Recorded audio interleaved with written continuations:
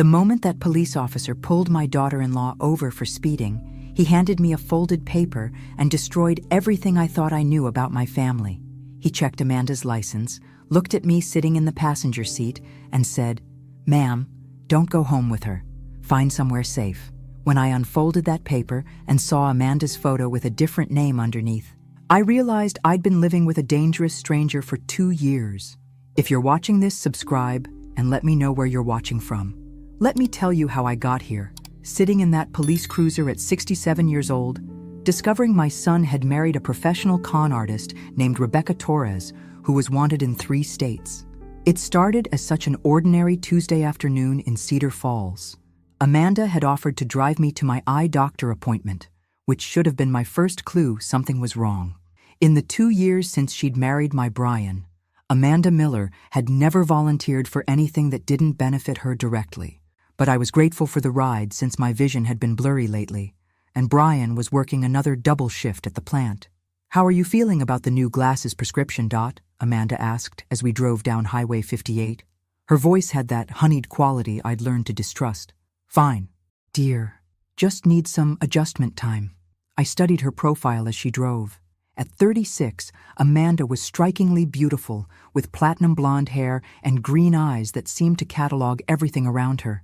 Sometimes I caught her watching me with an expression I couldn't quite read, like she was calculating something. "You know, I was thinking," she continued, "maybe it's time we talked about your living situation. That big house is getting to be too much for you." There it was, the real reason for her sudden helpfulness. For months, Amanda had been dropping hints about me moving into senior living, selling my home of 38 years. The house Frank and I had bought as newlyweds, where we'd raised Brian, where Frank had died in my arms 18 months ago. "I managed just fine," I said firmly. Amanda's hands tightened on the steering wheel. "But what if something happens? What if you fall? Brian worries constantly about you being alone." "Does he?" I turned to look at her directly. "Because when I see Brian, he seems more worried about working enough overtime to pay for that new truck you wanted." The speedometer needle crept higher. Amanda always drove faster when she was angry. "That truck is practical, Dot. Brian needs reliable transportation for work." A $60,000 pickup truck was Amanda's idea of practical. Just like the kitchen renovation that cost more than I'd made in my last year of teaching. Just like the Disney cruise they'd taken for their anniversary while Brian worked 70-hour weeks. "Of course, dear," I said mildly, which only made her press the accelerator harder. We were doing 75 in a 65 zone when the siren started.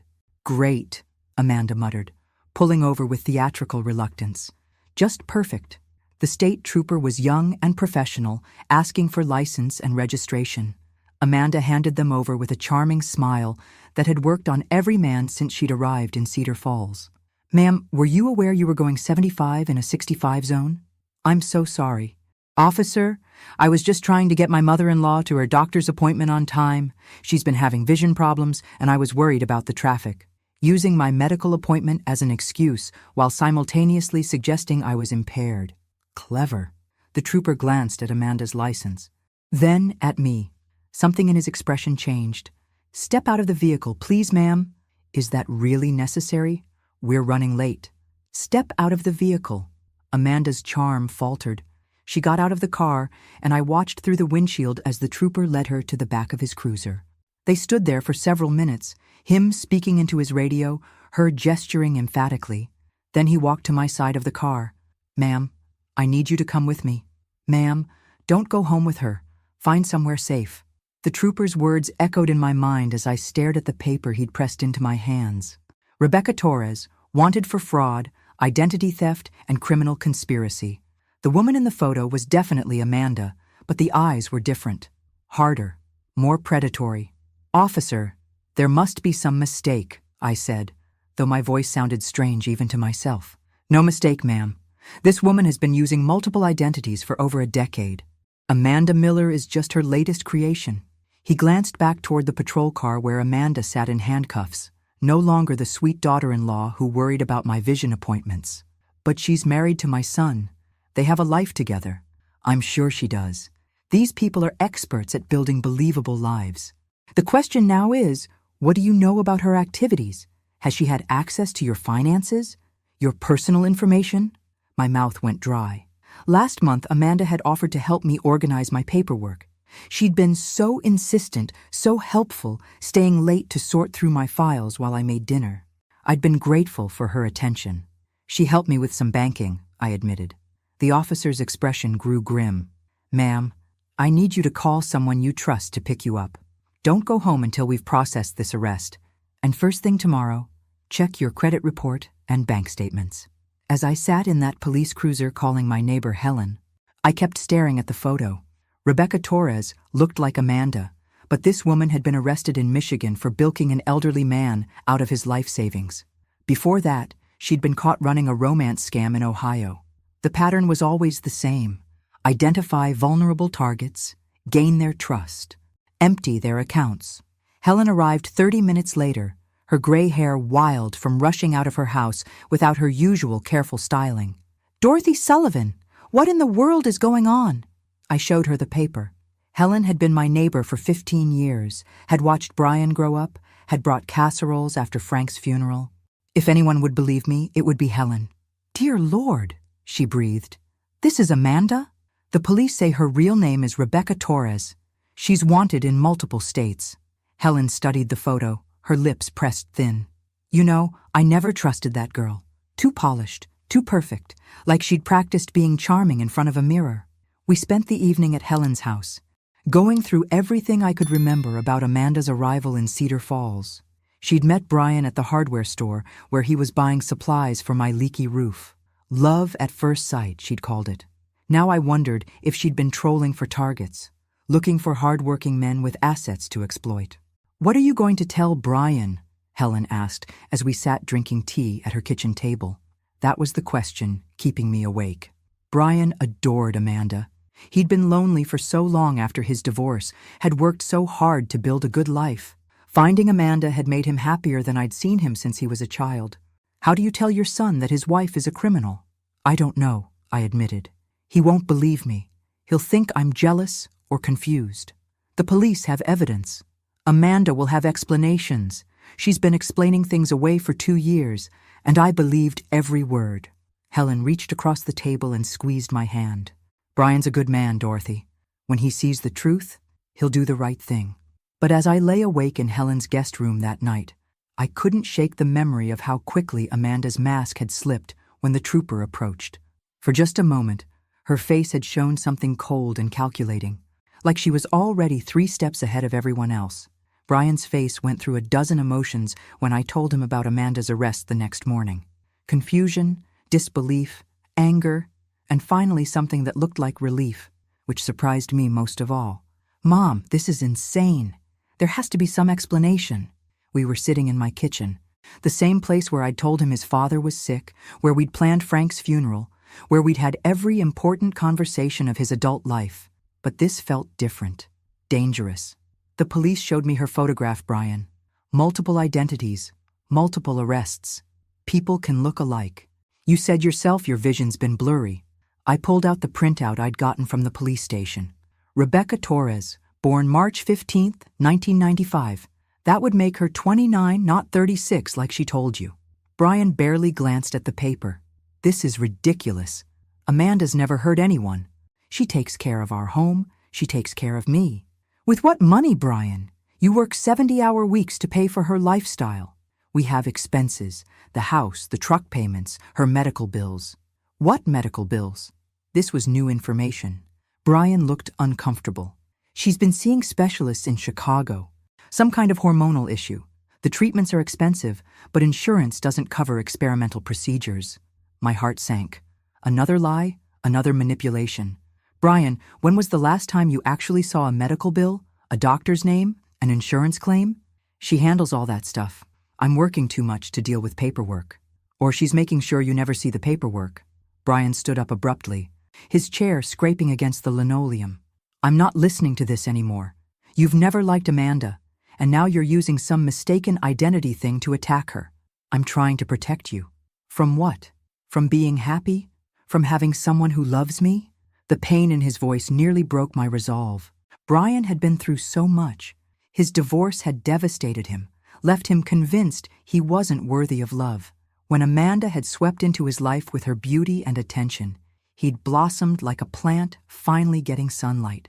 Brian, please, just look at the evidence. What evidence? Some papers from a police officer who probably made a mistake running her license? Some website printout that could be about anyone? He walked to the window overlooking my backyard, the same view he'd had as a child when he'd sit at this table doing homework. You know what I think happened? I think you're lonely, Mom. I think you're angry that I found someone who makes me happy. And you can't stand not being the most important woman in my life anymore.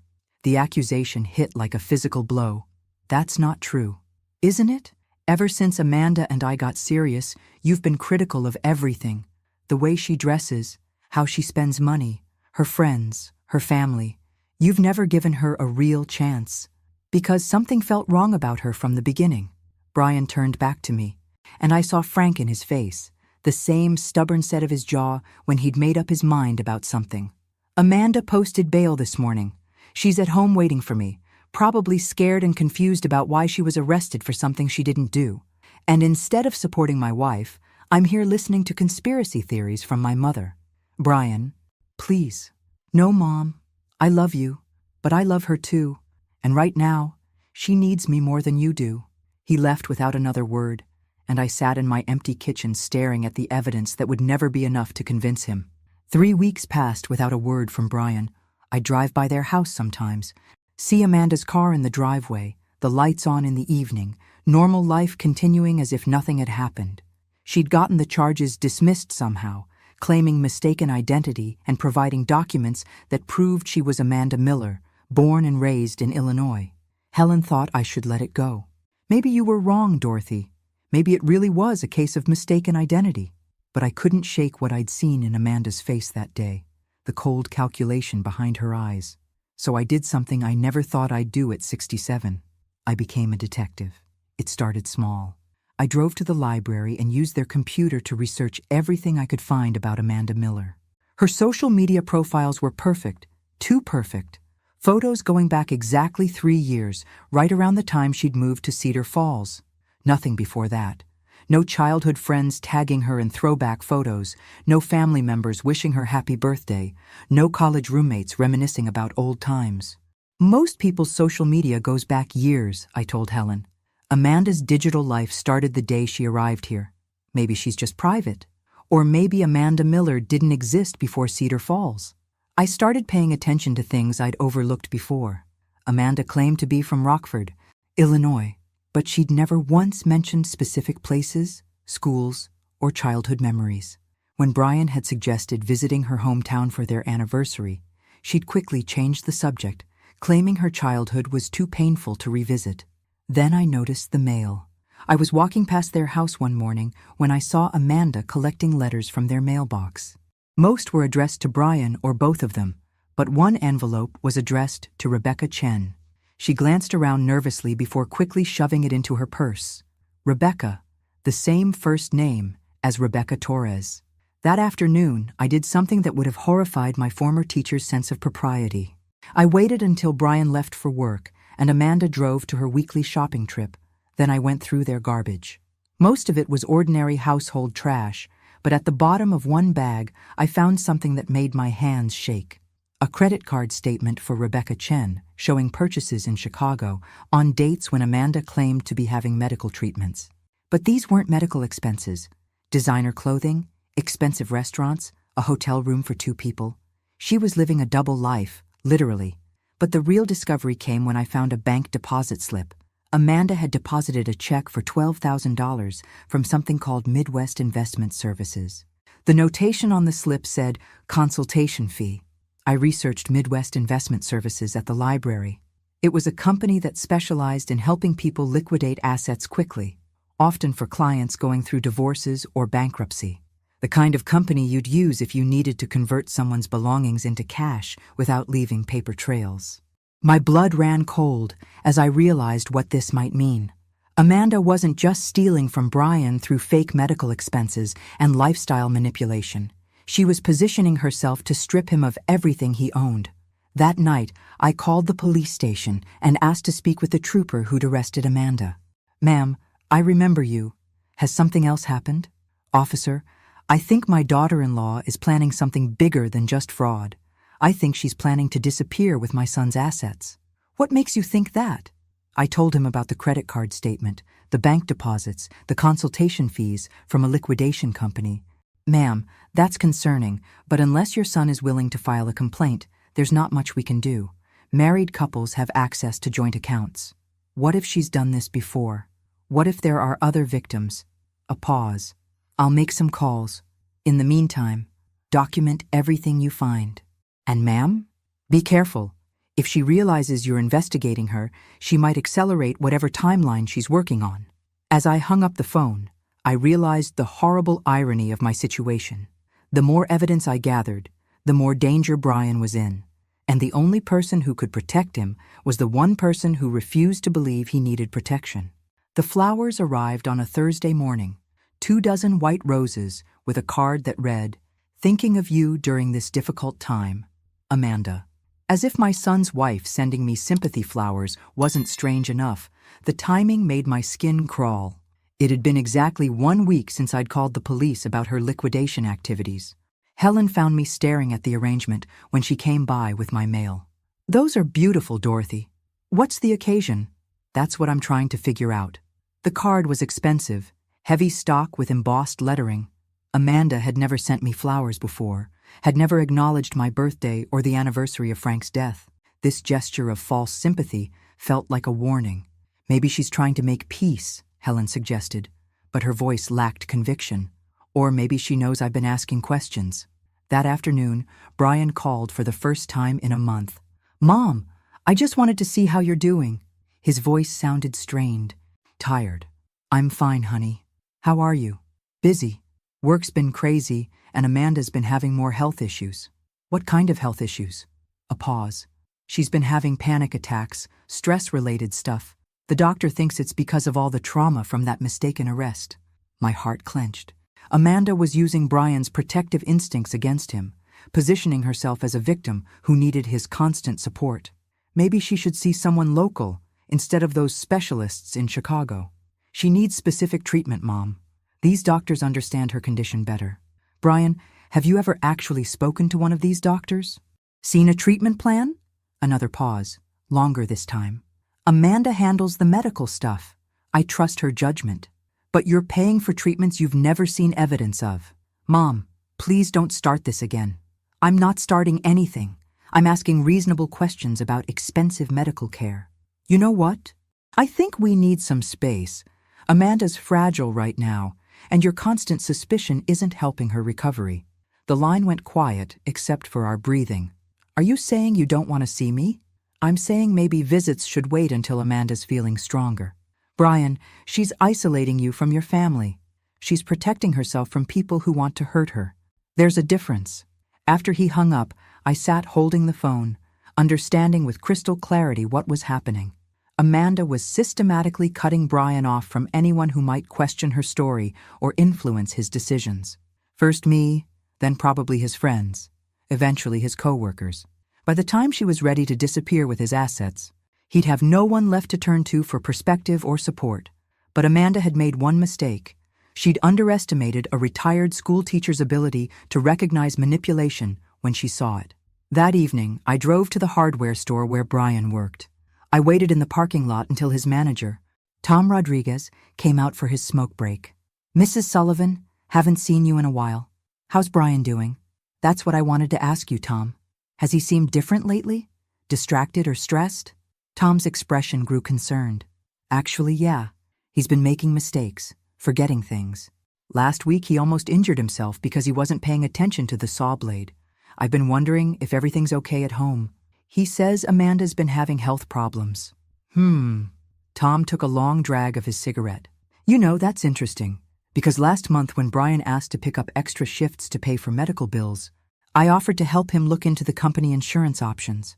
Maybe we could cover more of the costs." "What did he say?" "He said Amanda preferred to handle the insurance stuff herself. But Mrs. Sullivan, I've been doing this job for 20 years. When people have serious medical expenses, they take all the help they can get. They don't turn down better insurance coverage." Tom's words confirmed what I'd begun to suspect. Amanda wasn't just hiding her fake medical expenses from Brian, she was actively preventing him from discovering the truth. "Tom, if Brian seems to be in trouble, would you call me?" "Of course. That boy's like family to me." As I drove home, I realized Amanda's flowers weren't a peace offering or a warning. They were a taunt. She knew I was on to her, and she was confident enough in her control over Brian to mock my powerlessness. But she'd made another miscalculation. She assumed a grieving widow would be easy to intimidate. She was about to learn how wrong she was. The breakthrough came from an unexpected source: my hairdresser's cousin, who worked at the Illinois DMV. When I mentioned Amanda's supposed hometown of Rockford during my weekly appointment, Cheryl's eyes lit up with recognition. "Miller from Rockford? That's funny because my cousin Jenny processes license transfers. And she was just telling me about this weird case. Someone applied for an Illinois license using Amanda Miller's identity, but the paperwork didn't match up right." My hands gripped the arms of the salon chair. "What do you mean?" "Well, Jenny said it looked like someone had created a whole fake background. Birth certificate, social security records, employment history, all dated within the last few years. Like someone had built an entire identity from scratch." "Did your cousin report it?" "She tried to, but by the time she flagged it, the person had already gotten the license and disappeared." Jenny said it was the most sophisticated identity theft she'd ever seen. That evening, I called Jenny directly. She was hesitant to discuss DMV business, but when I explained that Amanda Miller was married to my son and I suspected fraud, her professional concern overrode her caution. "Mrs. Sullivan, what I'm about to tell you is unofficial, but I think you need to know. The Amanda Miller identity was created using a deceased infant's information. Someone found a baby who died in 1987 and built an entire adult life around that social security number. Is that common? It's a classic identity theft technique. You find someone who died young, assume their identity, and create a believable history. The problem is there are usually traces of the original person that don't match up." "What kind of traces?" "Medical records, school attendance, family connections. In Amanda Miller's case, everything before 2021 is either missing or fabricated." I felt sick. Not only was my son married to a criminal, but he was married to someone who didn't legally exist. "Jenny, is there a way to prove this?" "You'd need law enforcement to run a comprehensive background check. But Mrs. Sullivan, if this woman is using a stolen identity, she's probably got backup plans. Multiple identities, escape routes, financial preparations." After I hung up, I sat in my dark kitchen trying to process the magnitude of what I'd discovered. Amanda wasn't just Rebecca Torres, the con artist from Michigan. She was someone else entirely, someone who'd been planning Brian's destruction from the moment she'd walked into that hardware store. But Jenny's words about backup plans haunted me. If Amanda had multiple identities, how many other lives was she living? How many other victims were there? The next morning, I drove to the library and spent 6 hours researching everything I could find about professional con artists and their methods. What I learned terrified me. These people often worked in networks, sharing information about targets and techniques. They maintained multiple identities simultaneously, sometimes juggling several relationships at once. Most disturbing of all, they often had accomplices who helped them disappear when their schemes were discovered. As I read case study after case study, one pattern emerged clearly. The victims who fought back early had the best chance of recovering their assets and their lives. The ones who waited, who hoped for the best, who gave their tormentors the benefit of the doubt, lost everything. I drove home with a sense of urgency I hadn't felt since Frank's final diagnosis. Brian was running out of time, whether he knew it or not. That evening, my phone rang. "Dorothy?" The voice was unfamiliar. An older woman with a slight southern accent. "Yes? My name is Margaret Hayes from Louisville, Kentucky. I got your number from a police officer in Iowa who said you might be dealing with someone called Amanda Miller." My heart stopped. "Yes, she's married to my son. Honey, I'm sorry to tell you this, but Amanda Miller destroyed my nephew's life 2 years ago. She took him for over $100,000 before she disappeared. Are you certain it's the same person? I'm looking at her photograph right now. Same face, different name. She called herself Sarah Peterson when she was with my nephew, but it's definitely the same woman." Margaret's story was sickeningly familiar. Amanda had met her nephew at a grocery store, claimed to be a widowed nurse, moved in within weeks of meeting him. She'd isolated him from his family, convinced him she needed expensive medical treatments, and systematically emptied his accounts. The worst part, Margaret continued, was how she made him feel guilty for questioning her. By the end, he was apologizing to her for not trusting her enough. How did you find out the truth? She got greedy and tried to refinance his house without his knowledge. The bank called him directly, and that's when everything unraveled. What happened to her? Gone in the wind. Left a note saying she'd never loved him and disappeared with everything she could liquidate. My nephew found out later she'd been maintaining relationships with at least 2 other men during their entire marriage. Margaret's revelation hit me like cold water. Amanda wasn't just planning to rob Brian eventually. She was probably robbing other victims right now. Mrs. Hayes, would you be willing to talk to the police about what happened to your nephew? Honey, I've been waiting 2 years for someone to call me about that woman. I'll talk to anyone who'll listen. As we made plans for Margaret to contact the Iowa State Police, I realized Amanda had made her biggest mistake yet. She'd assumed her previous victims would be too ashamed to speak up, too isolated to compare notes. She was about to discover how wrong she was. Margaret Hayes wasn't Amanda's only previous victim. By the end of the week, I'd connected with 4 other families across 3 states, all telling variations of the same devastating story. Amanda Miller, Sarah Peterson, Jennifer Walsh, Lisa Chen. She'd used different names, but the pattern was always identical. She has a type, explained Detective Sarah Morrison when she called from Illinois. Hard-working men in their 30s and 40s, usually recently divorced or widowed, with stable jobs and assets, but not much experience with sophisticated manipulation. That describes Brian perfectly. These women are experts at reading vulnerability. Mrs. Sullivan, they can spot emotional needs from across a room. Detective Morrison had been tracking Amanda's network for 18 months. What she'd discovered chilled me to the bone. She's not working alone. There's a group of them, sharing information about targets, teaching each other new techniques. They have a whole system for creating identities, establishing credit histories, even coaching each other on regional accents and local knowledge. A system? Think of it as a criminal franchise. They scout locations, identify suitable targets, then deploy whoever fits the profile best. Amanda specialized in small Midwest towns where people are trusting and background checks are casual. How many victims are there? That we know of? At least 12 in the last 5 years, probably more. The total loss is approaching $2 million. I had to sit down. Amanda hadn't just stumbled into Cedar Falls looking for a quick score.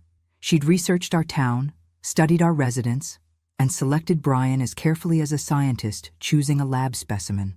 Detective Morrison, what's their end game? Do they just disappear with whatever money they can steal? Sometimes. But we're seeing more sophisticated operations lately. Identity theft, credit fraud, real estate scams. One victim in Wisconsin discovered his wife had secretly mortgaged his house and transferred the deed to a shell company. My blood ran cold.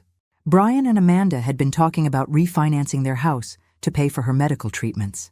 Detective, I think Amanda might be planning something like that here. Mrs. Sullivan, I need you to document everything you can find.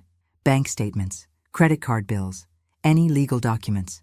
If she's following her usual pattern, she's probably 2 to 3 weeks away from disappearing. That evening, I did something that would have horrified my Methodist upbringing. I broke into my son's house. Brian was working a double shift, and Amanda had mentioned she'd be at her book club meeting until 10 o'clock. I used the spare key Brian had given me years ago, the one Amanda had repeatedly suggested he should take back. The house felt different at night, larger and more threatening.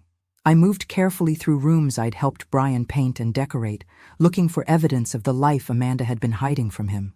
In the master bedroom, I found Amanda's real workspace. Hidden behind winter clothes in the walk-in closet was a small filing cabinet I'd never noticed before. Inside were documents that made my hands shake. Multiple driver's licenses with Amanda's photo, but different names, credit cards in those same identities, and most damning of all, real estate documents showing that Amanda had already transferred partial ownership of Brian's house to something called Midwest Holdings LLC. But the worst discovery was in the bottom drawer, a detailed timeline written in Amanda's handwriting outlining her entire relationship with Brian.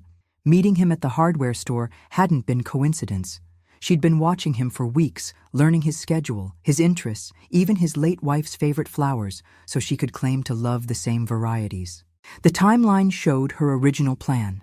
6 months to gain his trust, another 6 months to access his finances, then disappear before their first anniversary.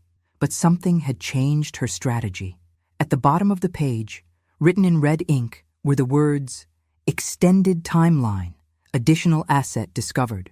What additional asset? Brian didn't have investments or inheritance she didn't already know about. Then I saw it.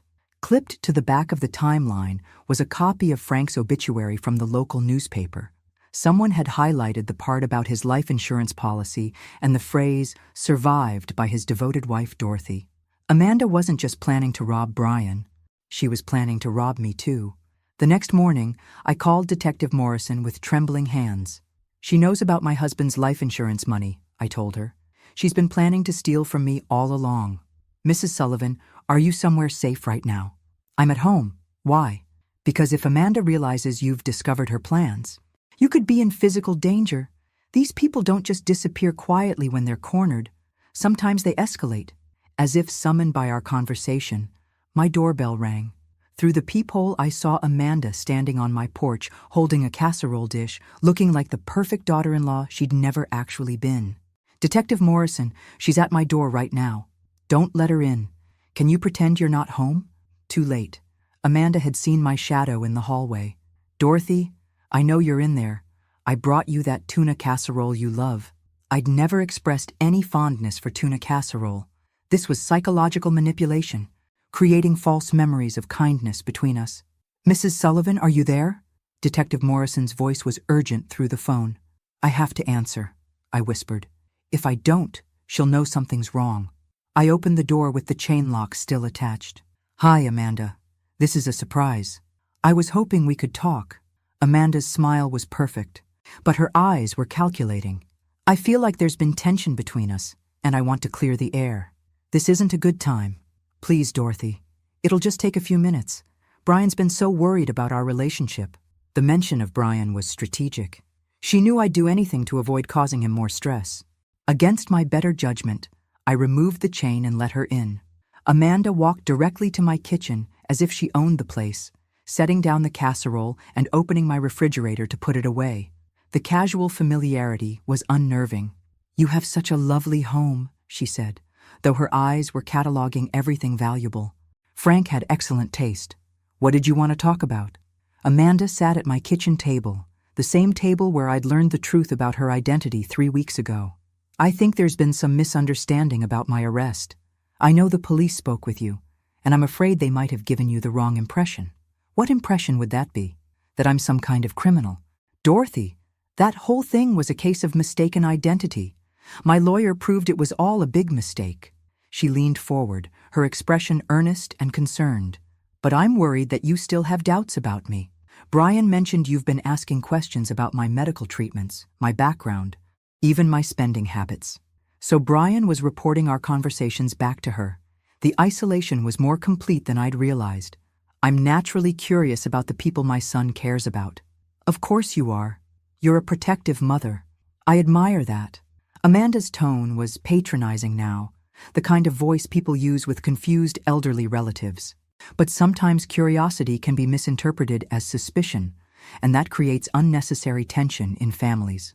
"What exactly are you asking me to do?" "I'm asking you to trust me, to give me the benefit of the doubt instead of looking for problems that don't exist." Amanda reached across the table and covered my hand with hers. Her skin was cold. "Brian loves us both, Dorothy, but he's caught in the middle of whatever conflict you think exists between us. It's not fair to put him in that position." The manipulation was masterful. She was making me responsible for Brian's stress while positioning herself as the reasonable peacemaker. "You're right," I said carefully. "Family harmony is important." Amanda's smile brightened. "I knew you'd understand. Brian will be so relieved." "I do have one small question, though." "Of course. If your name is Amanda Miller, why did I find credit cards and driver's licenses in your bedroom closet with the names Sarah Peterson, Jennifer Walsh, and Lisa Chen?" The change in Amanda's expression was instantaneous and terrifying. The sweet, concerned mask vanished, replaced by something cold and predatory. "You broke into my house. I used the key Brian gave me years ago. You had no right to go through my personal belongings." Amanda's voice was different now, harder and more controlled. This was Rebecca Torres speaking, not the carefully constructed Amanda Miller persona. "Those documents belong to me. You don't understand the context. Then explain it to me." Amanda stood up abruptly, and I noticed she was positioned between me and the door. "You're not going to drop this." "Are you, Dorothy?" "No, I don't think I am." Amanda laughed, but there was no humor in the sound. It was the laugh of someone who'd finally stopped pretending. "You know what your problem is, Dorothy? You're too smart for your own good. Most of these small-town mothers-in-law are so desperate for their sons to be happy. They ignore obvious red flags. But not you. Is that supposed to be a compliment? It's supposed to be a warning." Amanda walked to my kitchen window, looking out at the quiet street. "You've been very busy lately, haven't you? Making phone calls, asking questions, playing amateur detective. I've been protecting my son. You've been ruining a perfectly good operation." Amanda turned back to me, and the woman I was looking at bore no resemblance to the sweet daughter-in-law who'd been worried about my vision problems a month ago. "How long have you known?" "Since the day that trooper handed me your photograph. Rebecca Torres, wanted in 3 states for fraud and identity theft." That was unfortunate timing. I was planning to phase out the Rebecca identity anyway, but having it surface in the middle of the Brian operation complicated things. The clinical way she talked about my son as an operation made my stomach turn. "What's your real name?" Amanda shrugged. "Does it matter? I've been so many people. I barely remember the original. Let's just say I'm someone who recognized a long time ago that playing by society's rules is for suckers."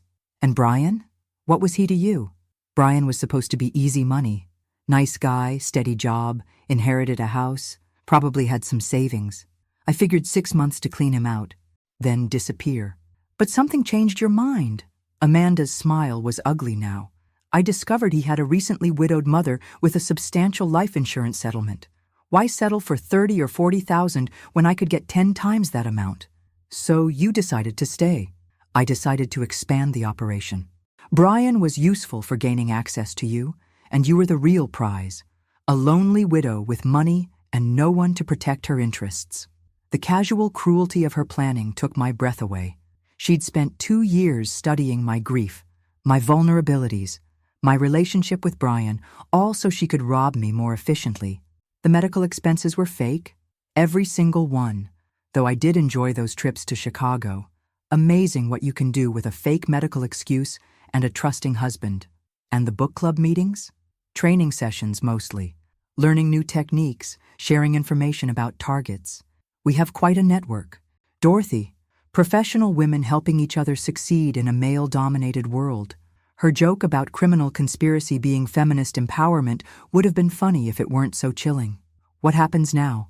Amanda checked her watch. "Now you're going to help me accelerate the timeline. Brian won't be home for 4 hours, which gives us plenty of time to visit your bank. I'm not giving you my money." "Yes, you are. Because if you don't, Brian's going to have a very tragic accident at work tomorrow. Industrial accidents happen all the time at hardware stores.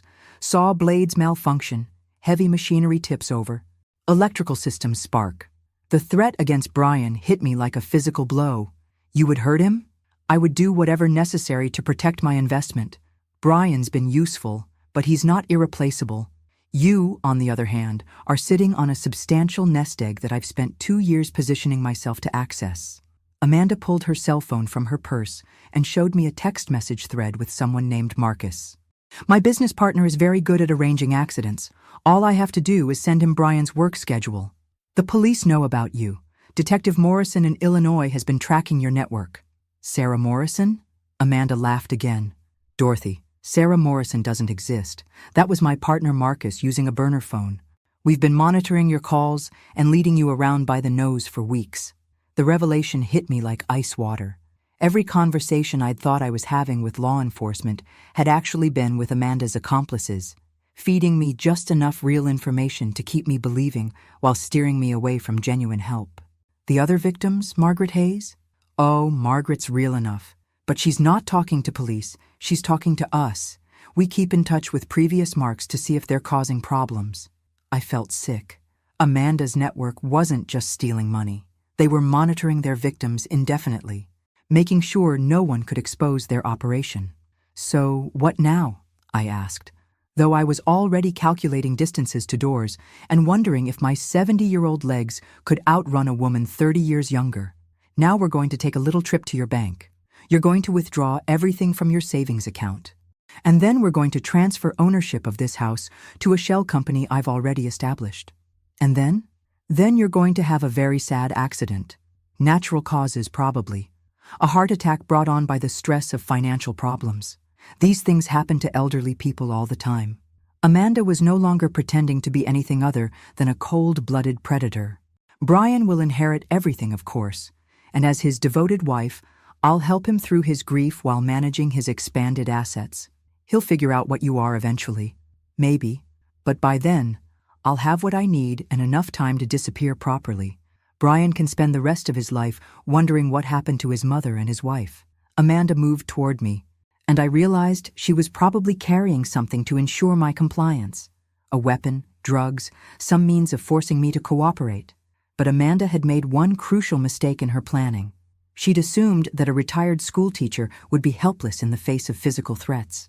She'd never considered that a woman who'd spent 30 years managing teenage boys might have learned a few things about handling dangerous situations. You know what, Amanda? You're absolutely right about one thing. I stood up slowly, keeping my movements calm and non-threatening. I am too smart for my own good. Good. Then you understand the situation. I understand it perfectly. You're a professional criminal who's been planning to murder me for my insurance money. I walked toward my kitchen counter, where I kept my medication organizer. But here's what you didn't consider in all your clever planning. Amanda watched me warily. What? You assumed I'd be too scared or too confused to fight back effectively. I opened my medication organizer and pulled out what looked like my daily blood pressure pills. But you see, I never actually took the blood pressure medication my doctor prescribed. What are you talking about? I've been dealing with anxiety since Frank died. Severe anxiety. My doctor gave me something much stronger to help me sleep. I held up the small pills. Lorazepam. Very effective for panic attacks. Also, very effective when dissolved in someone's drink. Amanda's expression changed as she realized what I was saying. You drugged the tea. I drugged the casserole, actually. The one you insisted on putting in my refrigerator yourself. I figured if you were planning to poison me, I might as well return the favor. As if on cue, Amanda's hand went to her forehead. The lorazepam I'd mixed into the tuna casserole would be taking effect about now. You're bluffing. Am I? How are you feeling, dear? A little dizzy? Having trouble focusing? I smiled at her with all the sweetness she'd been faking for 2 years. Those symptoms should get much worse over the next few minutes.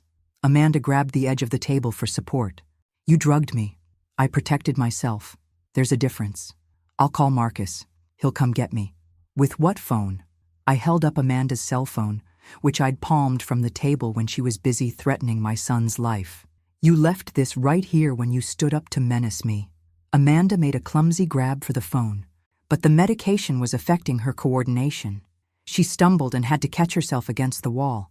You think you're so clever, but you have no idea what you're dealing with, she slurred. Marcus knows where I am. When I don't check in, he'll come looking.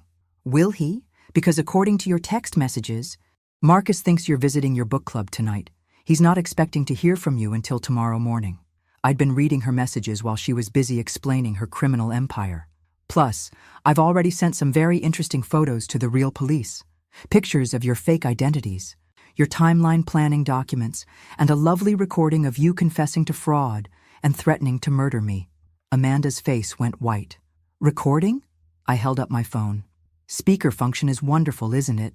I've been live streaming our entire conversation to Detective Sarah Morrison, the real Detective Sarah Morrison at the Illinois State Police. That's impossible. Is it? You see, when I called the number you gave me for Detective Morrison and got a man named Marcus instead, I found that suspicious. So I looked up the Illinois State Police directory and called the real number. Amanda tried to move toward the door, but her legs weren't cooperating anymore. The real Detective Morrison has been waiting for someone to give her evidence about your network for 18 months. She was very interested to hear from me. You don't understand. There are others. They'll come for you. Will they? Because Detective Morrison assured me that your entire network is about to be rounded up simultaneously. Something about coordinated raids in 4 states. Amanda slumped into the chair she'd vacated 10 minutes earlier. The transformation from predator to victim was almost complete. "This isn't over," she mumbled. "Actually, it is. But don't worry about Brian. I'll make sure he understands that this wasn't his fault. You're very good at what you do, Amanda. Or Rebecca. Or whoever you really are." Red and blue lights flashed through my kitchen window as police cars pulled into my driveway. "The cavalry has arrived," I said cheerfully, "right on schedule." 6 months later, I was sitting in a courtroom watching Amanda Miller, a.k.a. Rebecca Torres, a.k.a. Sarah Peterson, a.k.a. Jennifer Walsh, receive a sentence of 15 years in federal prison. Brian sat beside me, still processing everything that had happened. "Mom," he said quietly as we watched the marshals lead Amanda away, "I'm sorry I didn't believe you. You loved her. That's not something to apologize for. But you tried to warn me, and I treated you like you were some paranoid old woman." I patted his hand. "Brian, honey, what you experienced is called psychological manipulation. It's not your fault that you fell for it. Amanda and her associates are professionals. They've been perfecting these techniques for years." The real Detective Morrison approached us as we prepared to leave the courthouse. "Mrs. Sullivan, I wanted to thank you again. Your evidence broke this case wide open. What happens to the other victims? We're working on asset recovery. But it'll take time. The network had money hidden in dozens of accounts across multiple states. And the other members of their group? Arrested. All of them. Marcus Chen was the ringleader, by the way. He's looking at 25 to life." Brian shook his head. "I can't believe I was married to someone like that."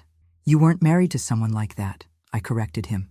"You were married to a fictional character that Amanda created specifically to manipulate you.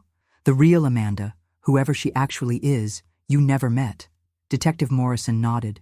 "These criminals are experts at creating false personalities.